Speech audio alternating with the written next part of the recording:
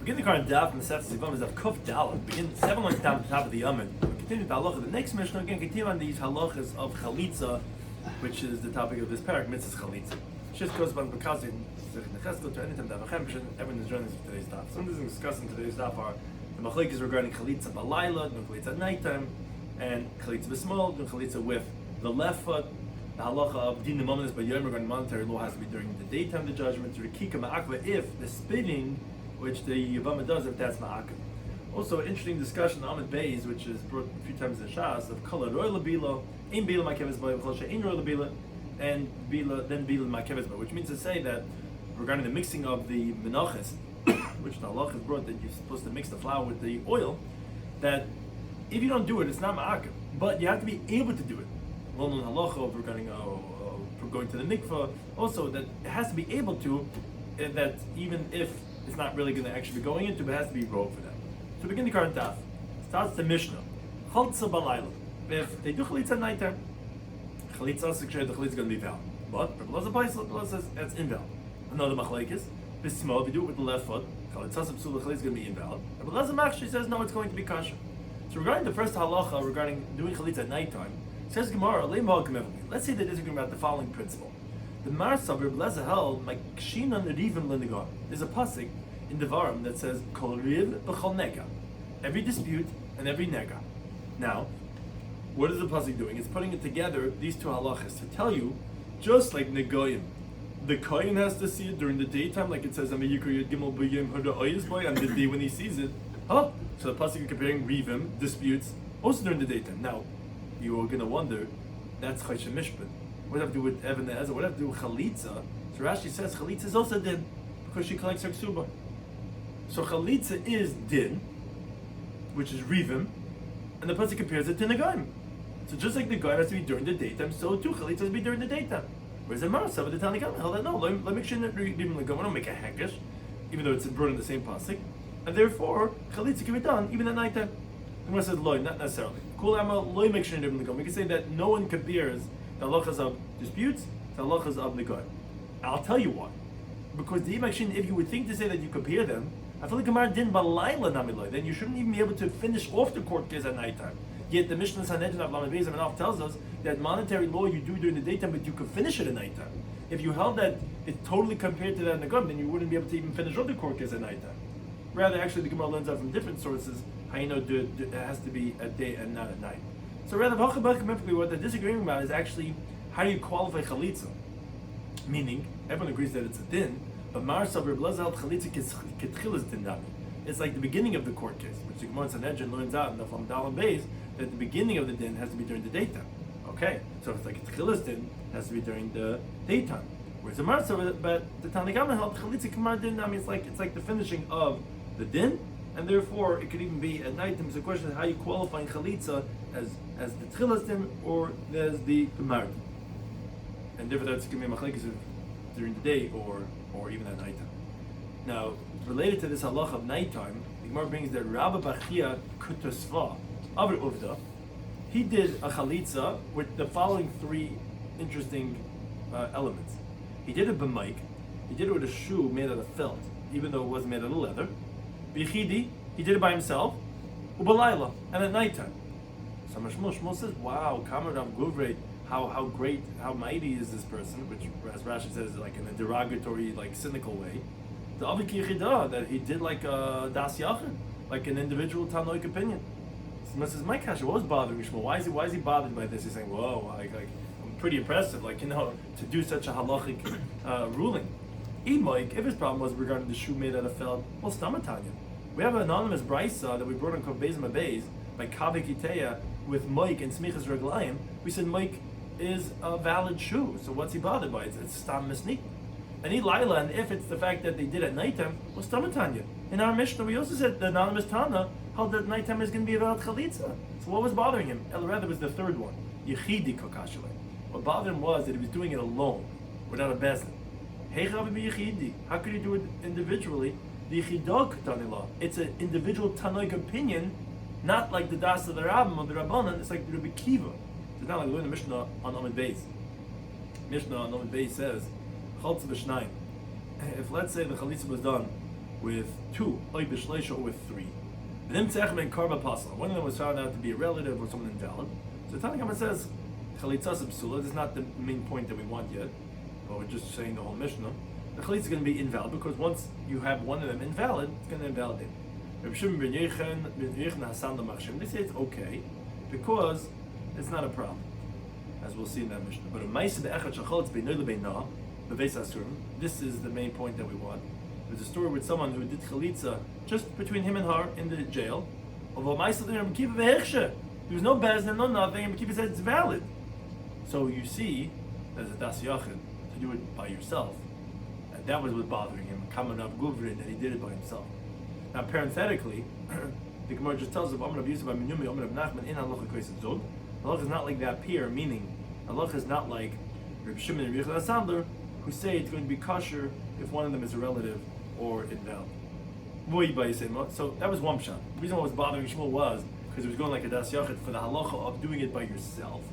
Or you could say, actually, actually, although these are anonymous in Mishnayos, but we find a brayse that tells us clearly that actually all these 3 halachas are all a das yachid.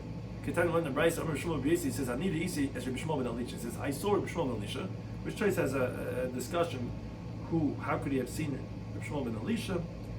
Either he did, or Taisa says that there's actually 2 Rabbi Shmuel ben Elishas, and one was an enikol of the other one, and therefore it's possible for him to see Rabbi Shmuel ben Elisha. But either way, as I saw Rabbi Shmuel ben Elisha, shacholitz b'moik b'chidi u'balayla, did a chalitza with a felt shoe by himself and at nighttime. So you see that these 3 halachas are being quoted from a das yachid. So although we have another Mishnayos by that, but you see it is an individual opinion, and therefore you're saying like, okay, wow, like you're doing a halacha like 3 points like a das yachid. That's not so pasha. Now it's in the Mishnah Bismud. We said if the chalitza was done with the left foot, chalitza we have machlekes in the Mishnah, is it valid with the left foot or not? So they must say, what's the reason Rabbanan who say that it's going to be possible with the left foot? Some of the says because you have regular mitzayir. We have a gzera shava that it says by the mitzayir that you spray al boyin ragli hayamanis. You spray it on the right big toe of his foot. So malaham dimin, just like when it says the word regel, and it's his right foot. Afkandimin, also over here when it says regel, me'al ragli, it's also his right foot. Now, so the Gemara is bothered. Rabbi Lazar, who says it's going to be kosher if you use the left foot, well, you all have regel the mitzayir. Doesn't he learn this gezer shava from the mitzayir? But by Tanya, when the Rabbi Lazar says for a different halacha, minayin l'ritzia.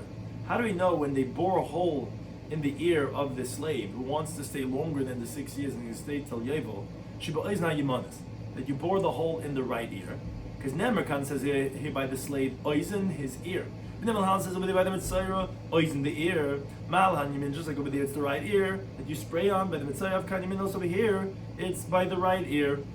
So you see that the pasuk of Mitzayra is extra, that you learn out from it Gzera Shavis.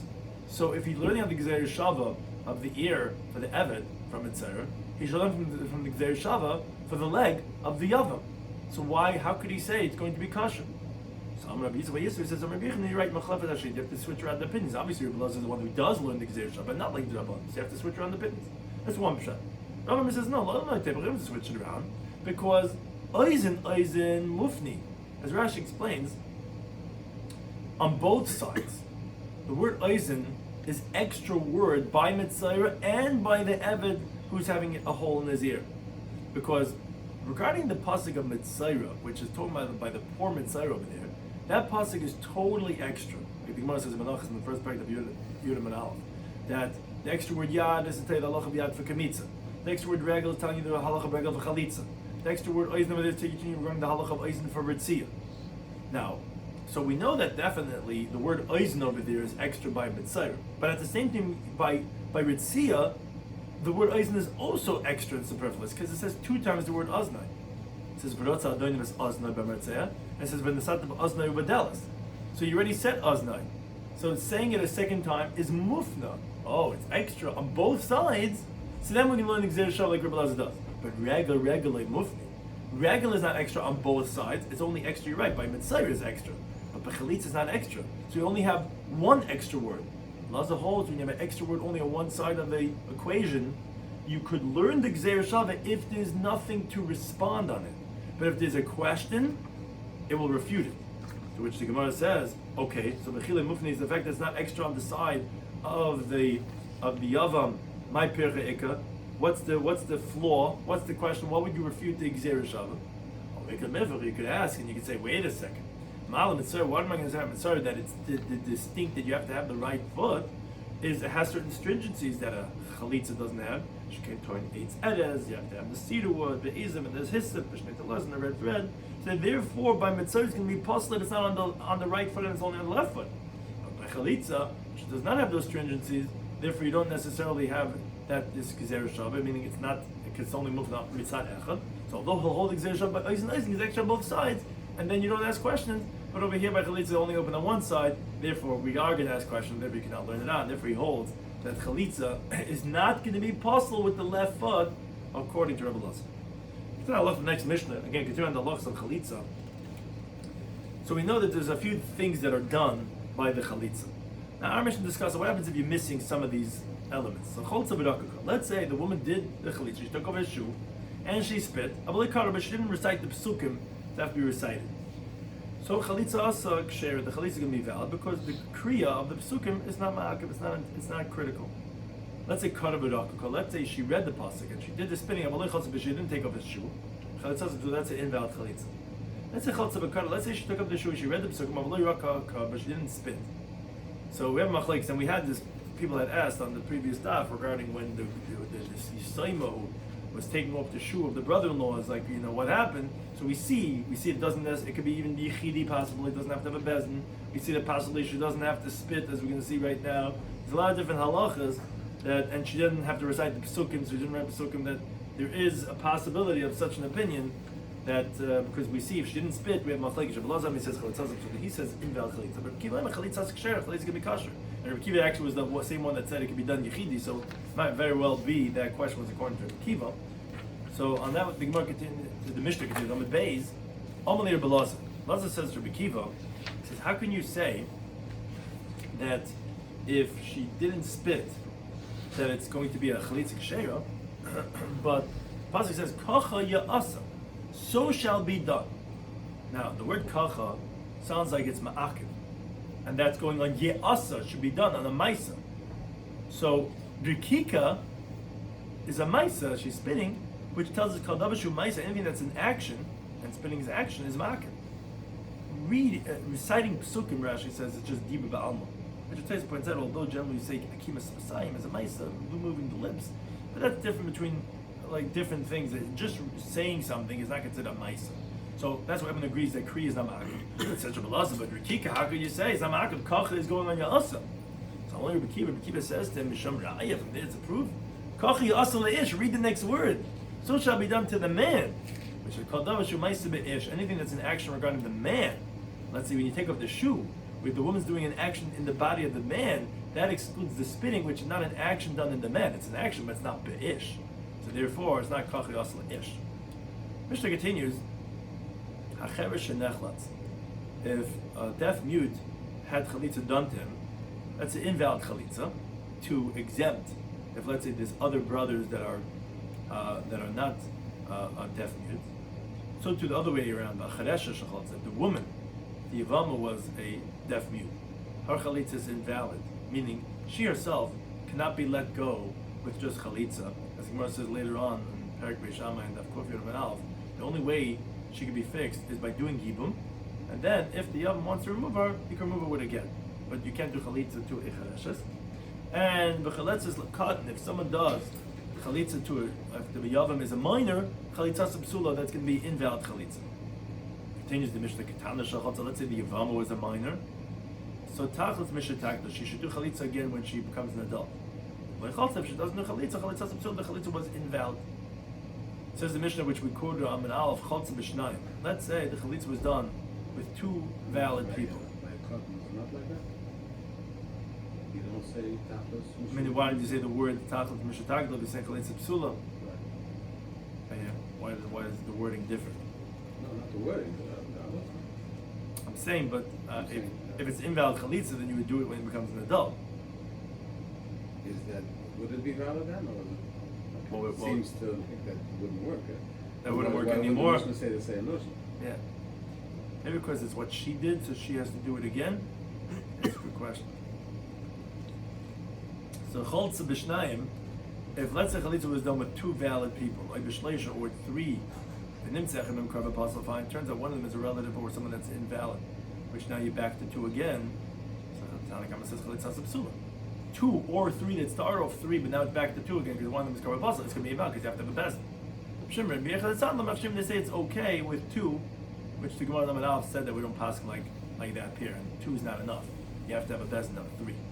Now, actually, the Mishnah goes even one step further, which recorded this all on Lamed Aleph. Someone actually did Chalitza with his Yevama. They were both locked up in jail, just the 2 of them. And he said, forget about the best of 2 or 3 that you guys are disagreeing about. Says even no day on them, it's okay. It's okay by yichidi, by themselves. Now, Amar Rava, he says Hashtam. Now that we're saying in the Mishnah, the Kriya Ma'akva, we said that although the Yevama reads Pesukim, she spits, she takes the Meshu. We said that everyone agrees that reading of the Pesukim is not Ma'akva, is not critical. Therefore, if you have a mute man and woman, Yav and Yevama, they do Chalitza. Chalitza is shiur. It's going to be kosher because again the Kriya is not Ma'akva, so they can do Chalitza. So the Gemara asked, but now we learned in the Mishnah that said, our Mishnah said, if the man or the woman, the Yav and Yevama, are either one of them a deaf mute, or you do Chalitza from a minor, we said Chalitza Sapsula, Chalitza is going to be invalid. Now, my time, what's the reason of all these individuals that's going to be invalid? It isn't because they cannot recite the Pesukim, a child because they don't know how to, and the deaf mute because they can't speak. So you see that somebody cannot speak is invalid. So the Gemara says, no, that's only because they don't have intelligence. So the Gemara says, if that's the case, ilam ilam is nami. Then the mute man and woman also don't have intelligence, and they should also be invalid. So Rabbi says, no, it's not true. Ilam ilam is b'nei deinu. The mute man and woman, they have intelligence. It's only that their mouth, which is hard on them, it's painful for them. But that's not because a lot of times you have a speech impediment because of a lack of intelligence. It's a cognitive impairment. Sometimes it's simply because of a physical impediment, and that's the case by the mutes, and therefore they would not be invalid. But the Gemara says, how could you say that? But Amr B'Rabbi said in the Shiva Rabbi, and he comes to explain the halacha of the Mishnah of Cheresh Chareshes. He says, do you know why they're puzzle? Is Lefisha in the Ba'am of Amra, because they cannot speak. As the Mishnah teaches in Trumas that whenever the Chacham speak about Cheresh, it doesn't just mean deaf. It means a deaf mute. He cannot speak and he cannot hear and cannot speak. Which Tracy says, well, how does he know this? But didn't we just say it could be because of not having intelligence? But be that as it may, that's how he explains the halacha of the Mishnah. So therefore, then it is because he can't speak. So then Ilam should also be invalid. So the Gemara says you're right. Based on Rabbi Yada's teaching, Ella, if Rabbi's teaching was true, then that's safe. It's actually on the safe, and it's a different halacha. If the man or the woman, the Yav and Yevama, was either one of them a deaf mute, or something that's from a minor, or something that's going to be invalid. On that, our Rabbi says, now that you're saying that the reading is ma'akiv, because like we're saying, why is the cheresh and the cheresh is invalid because they cannot recite the pesukim? So if a mute man or woman does chalitza, that's going to be invalid. Wait a second, but then the question is, like the first version started off, then our Mishnah that said that if you don't recite the pesukim, chalitza is going to be kosher. How can it be kosher? You tell me that the mute people can't do chalitza, the cheresh is because they can't say the pesukim, but it's not ma'akiv. Says the Gemara, that's Kerem Zera. Rabbi Zera says in Perak HaMenachos Ansachim and Menachos Daf Gimel Beis, the Mishnah there is discussing. Someone says, I'm taking upon me to bring 61 Nisranim of flour as a mincha. So what he should do is he brings 60 in one vessel and another one in another vessel. The Gemara explains the reason is because the Rabbana knew that 60 Nisranim can be mixed well in one vessel, but 61 cannot be mixed well. And there's a halacha of belila. The Gemara says, what do you mean? Who cares? If you don't do the belila, what's the problem? The Mishnah of Yitzchak with the teacher, if you didn't mix it, it's going to be kosher. So the Rabbi Zera answers, whatever's fit to be mixed, then you're right. The actual mixing is not critical, and even if you don't mix, it's going to be kosher. But like 61 in one bowl, if you cannot mix it, by actual mixing actually is invalid, because as Rashi explains, what we really need is ra'ul bila. We need it to be fit for bila, where you could technically fulfill the mitzvah of belila of the mincha. Now, here also, even though you're right, the reading of Psukim is not ma'akiv, but you need to have someone that is able to do the kriya. But someone who's not able to, like a mute person, it would be ma'akiv, and therefore it would be invalid. They sent to the father of Shmuel, Yevamos Daf. If Yevamos spit in front of the court, then tachlitz, then she has to do chalitza, meaning she really became invalidated from doing gibur. So says the Gemara, is that inferring that if the Yevama, let's say we said about taking off the shoes, right? But let's say there's a bezin and she spits, it's disgusting with you, she spits at him. You don't want to do yibum to me? That's it? She becomes invalidated from the brother from doing yibum? Mani, who's that like? So the Gemara says it doesn't make sense because Ilam Rabbi Kiva, everything is like Rabbi Kiva about Mishnah, who hold you don't even need to do spittle. How can you say that? That if a mitzvah, if in the situation of the mitzvah, meaning during the moment of when you're doing chalitza, which of course Rikika then is a mitzvah, the ikalim that you technically could say, midav you could compare it to the halacha of the sacrificial parts of a carbon, which is the chilesnu, if let's say the sacrificial parts, the fats, whatever they got lost. So they're not ma'akir. The spraying the blood is ma'akir, but not the sacrificial parts. Yet but if they are around, ma'akir, they hold back that you not only eat the carbon meats from eating it yet. Does the Gemara says when they're not ma'akir, for example, let's say they got tummy or they got lost. But if they are, then it's ma'akir. So here also you would say the same thing, that although the spitting is not such a significant act regarding the man, but since it's possible to spit, you would say it's ma'akir. But even so, and even so, Rabbi Kiva says even during the Maisa Chalitz itself is not ma'akir. So then ma'akir, how could you say that it would invalidate it from the brothers? It's not even like a mur, which you could say, okay, maybe it's ma'akir, b'shas Maisa. But he would, even b'shas Maisa, it's not, he holds not ma'akir. So Be'el rather says the Gemara, what are you going to say? It's l'balasa. It's like the other Tana.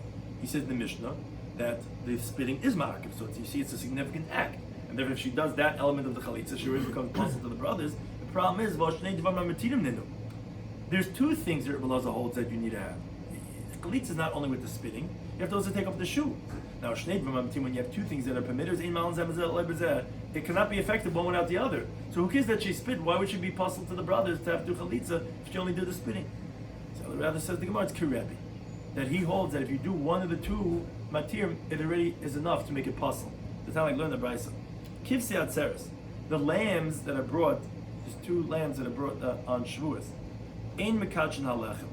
They don't sanctify what we know as the shtei halechem, the two breads that are brought on Shavuos, to be having a physical sanctity, to become invalidated if they're taken out of the perimeter or if they're left overnight. El b'shchita.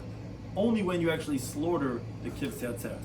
Now, as Rashi points out, the chiddush is that even though that you have to do what's called tenufa, an elevation ceremony, when the animals are still alive with the breads, that tenufa is not going to sanctify them. It's only the shchita, because we learn out from the Il Nazar that says in Mamid Ravav, Ves ha'ayil yasa zevach shlom Hashem al salamatzes, which we see that the pasuk is making the basket of the matzahs dependent in becoming sanctified when you're doing the zevach shlom, when you're slaughtering the ayil. As the Gemara says, Perkat Chez over there, Menachas Lefem Zayim and Alf.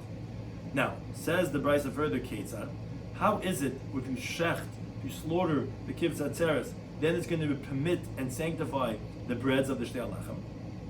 So the Brisa explains, if shachtan lishman v'zarg dam lishman, if let's say you slaughtered the kivs atzeres for its sake, and you sprayed the blood for its sake, then kiddush halechem, then the breads become sanctified.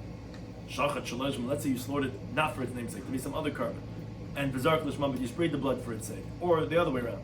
I mean, and that, like kiddush halechem. So that would not sanctify again, because the blood is primary, because the shechita was shalai lishma, it's not going to sanctify the breads. Now let's say shachtan lishma, let's say you did the first part, because there even the first part was already shalai lishma, already invalidated. But let's say shachtan lishma, let's say you slaughtered for the namesake, but then you ended up spraying the blood now for the sake of this carbon. So you did one of the matirin, you did the shechita. That's not enough, obviously you have to spray the blood also. But the shechita was lishma already, so the halacha is kadosh. The breads are sanctified that they will become possible if they're taken out of the perimeter, but the inner kaddish is not permitted that you could eat it. That's the Rebbe. So you see that one of the material, which is the shechita, is enough to make it kaddish to become possible. So therefore, you see the same thing that Rebbe would hold, that one matter is enough to passel. So you write, Rebbe Lazar holds that you have to have both chalitza and rikika, but doing just the rikika is one of the two. That's like Rebbe who holds doing one of the two. It's not enough to make it good, it's enough to make it bad. And never is going to invalidate it from doing even with the brothers. Whereas Rabbi Shloimy says no, l'oil and kaddish not going to be sanctified l'shman, music l'shman, until you slaughter it l'shman and spray it l'shman. Until you do both, you didn't do anything. But Rebbe holds it is, and that's the Tana that's saying this halacha that if you do one of the two, it's already going to be enough to invalidate. That was halacha they sent to the Father Shmuel. Yevamos Daf would have to be tachas. Thank you. Anytime.